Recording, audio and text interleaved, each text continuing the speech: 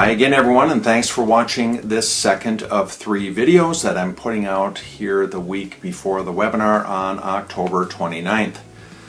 On the last video I shared with you what led me to commit myself to becoming a much better businessman. I had nearly destroyed my agency by having a single all-encompassing goal, which was to build revenue.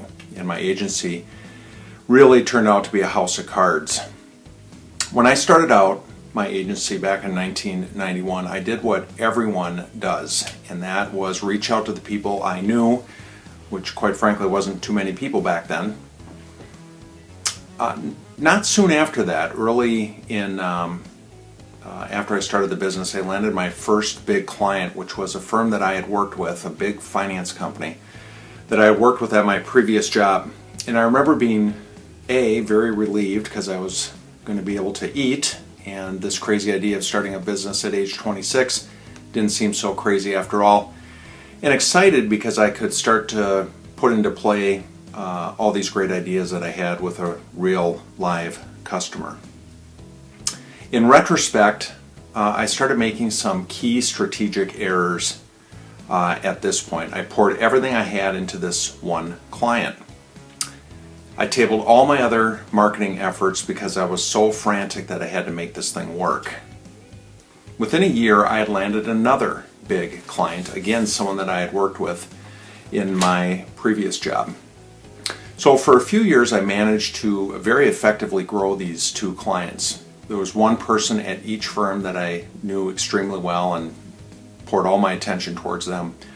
I went on then to get more office space, more employees. I had to hire experts like a legitimate accountant instead of my sister doing it, and a lawyer other than your brother-in-law. Also, the insurance requirements started getting much more complex, so my overhead costs were going up significantly. And through all this, because I thought I was so busy and I'm growing the business so effectively, I was just ignoring my overall marketing plan, which ironically I had paid money for to have someone draft me this plan. So at this point I was extremely over leveraged. The allure of a big client, especially your first client, is extremely enticing. And I have to admit I went all in. And obviously for small companies, a relationship with a big customer carries weight beyond just the mere financials.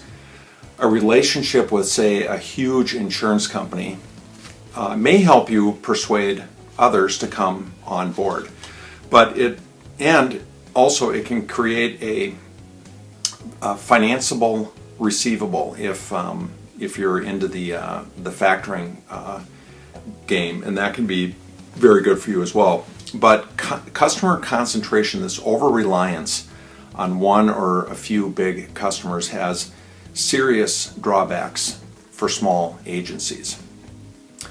First, there's the inherent instability in relying on one big fish.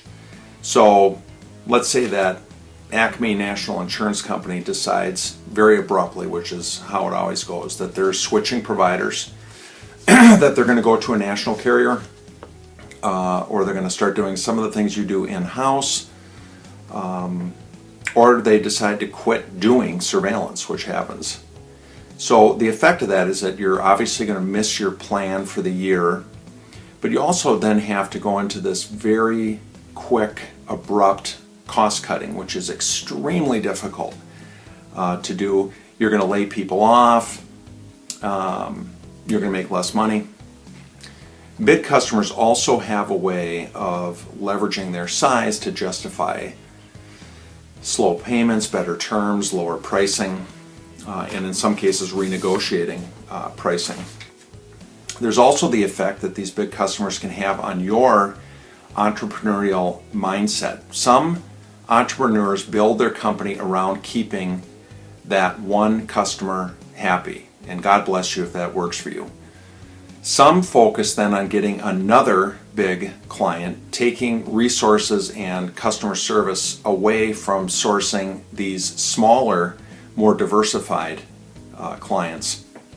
And some start to chase revenue that simply creates invoices that you can finance, for those of you familiar with the factoring world, instead of chasing profitable customers.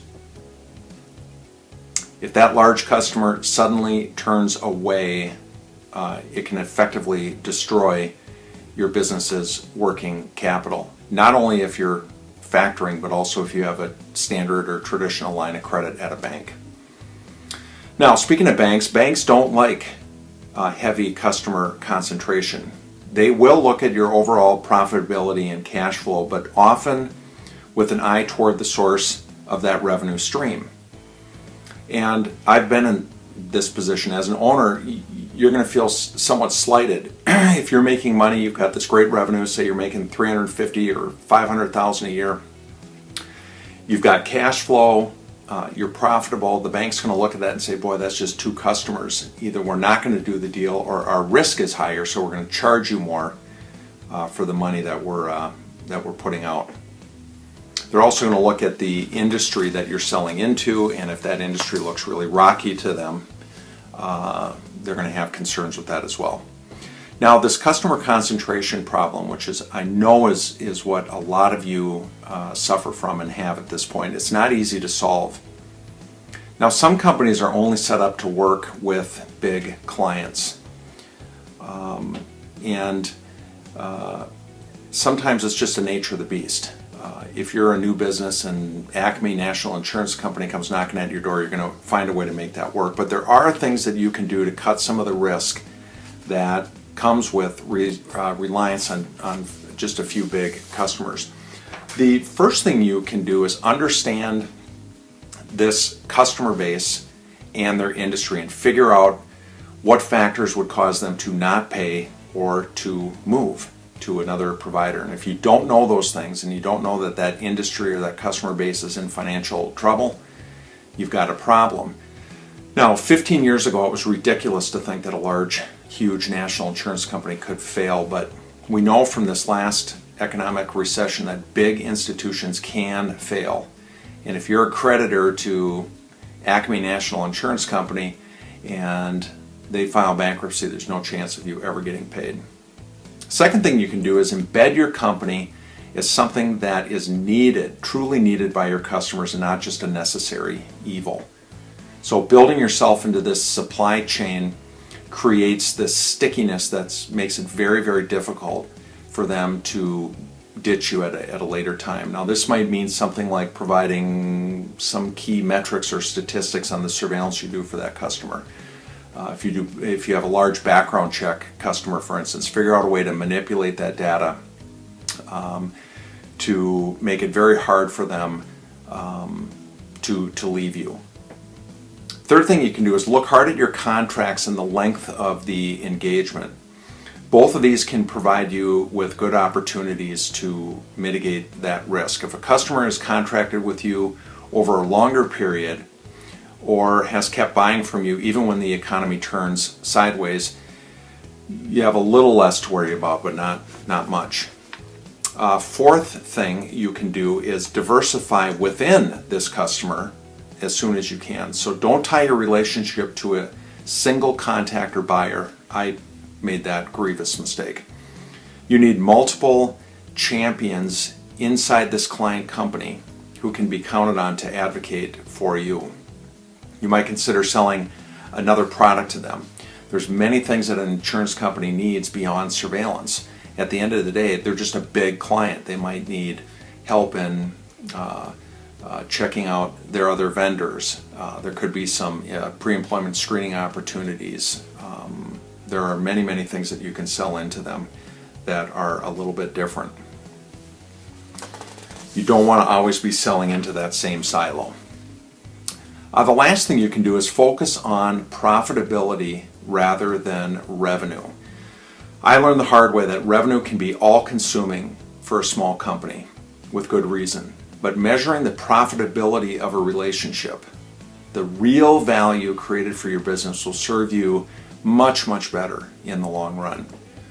The risk you take on catering to a huge primary customer should be rewarded by greater profitability.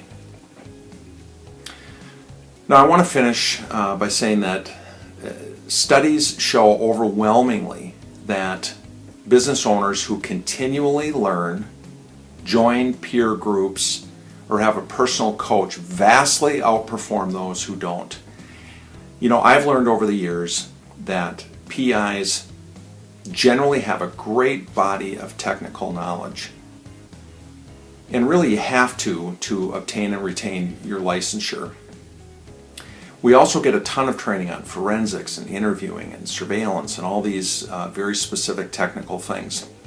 But what I feel is that as an industry, we have a lack of advanced business skills and best practices. Now, if you're watching this video, you're in business, I assume, and you're probably making it, you're doing some things the right way. But building a sustainable business requires much more than knowing how to populate QuickBooks, review a contract, and knowing how to hire people. Every agency with true lasting power went through a transformation where the owner went from identifying himself or herself as a private investigator to referring to themselves as a business owner. And that's where I want you to be. Join me on the 29th to start this transformation of your agency. You can register very simply at AmericanPrivateInvestigator.com, and on the right side you're going to see the registration information. We're offering this at 2 times on October 29th to make it very easy for you, noon and 3 p.m. Central Time. We're using a platform called WebEx, which is incredibly easy to use. So I think investing 1 hour of your time to learn how to avoid some of these pitfalls that I lived through is well worth your time. Thanks for spending a little bit of time for me today, and look for our 3rd video in a few days. Thanks, everybody. For more information on the products and services of the American Private Investigator, please visit AmericanPrivateInvestigator.com.